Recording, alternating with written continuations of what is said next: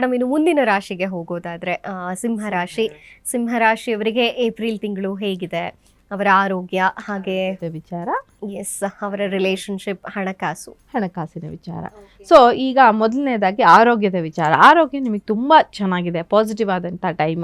So almost ಈ month ಆರೋಗ್ಯದ ವಿಚಾರಕ್ಕೆಲ್ಲ ಪಾಸಿಟಿವೇ ಬರ್ತಾ ಇದೆ ನನಗೆ, ನಾನು ಅಬ್ಸರ್ವ್ ಮಾಡ್ದಂಗೆ. ಹಾಗೇನೆ ಯಾವುದೇ ತರಹದ ನೆಗೆಟಿವ್ ಇನ್ಫ್ಲೂಯೆನ್ಸ್ ಇಲ್ಲ, ಮನೋರೋಗ ಇಲ್ಲ. ಏನಾದರೂ ಸಣ್ಣ ಪುಟ್ಟ ದೋಷಗಳು, ಪ್ರಾಬ್ಲಮ್ಗಳು ಇದ್ರೂ ಕೂಡ, ಆರೋಗ್ಯದ ಸಮಸ್ಯೆ ಇದ್ರೂ ಕೂಡ, ಒಬ್ಬ ಲೇಡಿ ಡಾಕ್ಟರ್ ಅಥವಾ ಲೇಡಿಯಿಂದ ಒಂದು ಹೆಲ್ಪ್ ಸಿಕ್ಕು ನೀವು ಅದರಿಂದ ಓವರ್ಕಮ್ ಮಾಡೋದಕ್ಕೆ ಅವಕಾಶ ಇರುವಂಥ ಟೈಮ್, ಪಾಸಿಟಿವ್ ಆದಂತಹ ಟೈಮು ಆರೋಗ್ಯದ ವಿಚಾರದಲ್ಲಿ. ಇನ್ನು ಎರಡನೇ ಕಾರ್ಡ್ ಬಂದು ರಿಲೇಶನ್ಶಿಪ್ ವಿಚಾರಕ್ಕೆ.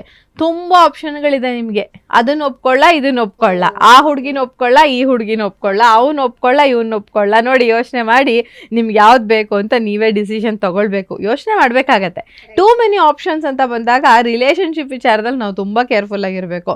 ಹಾಗಾಗಿ ನಿಮ್ಮ ಡೆಸ್ಟಿನೇಷನ್ ಏನು, ಇವ್ನು ನನಗೆ ಸರಿ ಹೋಗ್ತಾರಾ, ಇದನ್ನೆಲ್ಲ ಯೋಚನೆ ಮಾಡಿ ಡಿಸಿಷನ್ ತಗೋಬೇಕಾದ್ರೆ ನಾವು ಅನ್ಕೋತೀವಿ, ಓ ಆಪ್ಷನ್ಗಳಿದೆ, ನನಗೆ ಅವನಿದ್ದಾನೆ, ಇವರು ಹುಡುಗಿ ಸಿಗ್ತಾಳೆ, ಈ ಹುಡುಗ ಸಿಗ್ತಾನೆ.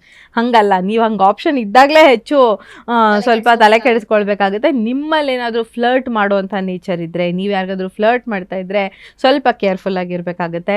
ನಿಮಗೆ ತುಂಬ ಜನ ಫ್ರೆಂಡ್ಸು, ತುಂಬ ಜನ ಜೊತೆ ರಿಲೇಷನ್ಶಿಪ್ಪಲ್ಲಿದ್ದು, ತುಂಬ ಜನ ಜೊತೆ ಒಂದು ಮಾತುಕತೆಯನ್ನು ಮಾಡ್ತಾ ಒಂದು ಎಲ್ಲದರ ಮೇಲೆ ಇಂಟ್ರೆಸ್ಟೇ ಹೋಗ್ಬಿಡೋದಕ್ಕೆ ಅವಕಾಶ ಇರುತ್ತೆ. ಹಾಗಾಗಿ ನೀವು ಈ ಸಮಯದಲ್ಲಿ ಸಿಂಹರಾಶಿಯವರು ಕೇರ್ಫುಲ್ ಆಗಿ ಡೀಲ್ ಮಾಡಬೇಕಾಗತ್ತೆ, ಇವ್ರ ಜೊತೆಗೆ ನಾನು ಇರಬೇಕಾ ಬೇಡವಾ ಅಂತ ಹೇಳಿ.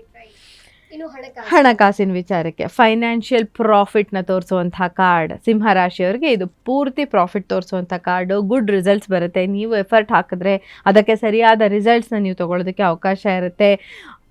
ಯಾವುದೇ ರೀತಿಯ ತೊಂದರೆ ಇಲ್ಲದೆ ನಿಮಗೆ ಬಂದಂಥ ಹಣವನ್ನು ವರ, ನನಗಿಷ್ಟು ದುಡ್ಡು ಬಂದಿದೆ ಅಪ್ಪ, ಇದು ಭಗವಂತನ ಕೃಪೆ ಅಂತ ಹೇಳಿಬಿಟ್ಟು ಕಷ್ಟದಲ್ಲಿರೋರಿಗೆ ದಾನ ಕೂಡ ಮಾಡಿ.